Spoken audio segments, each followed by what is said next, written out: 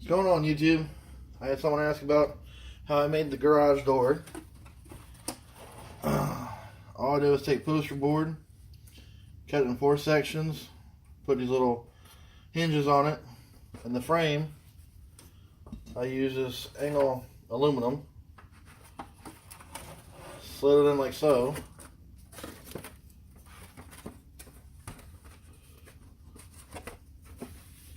And that's pretty much how I made it.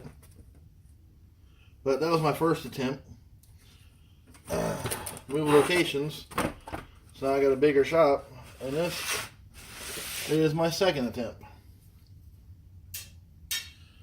I just took pieces of wood, like trim, linked them together, put same thing, railing, and this one does go up and down. So, tell me what you guys think.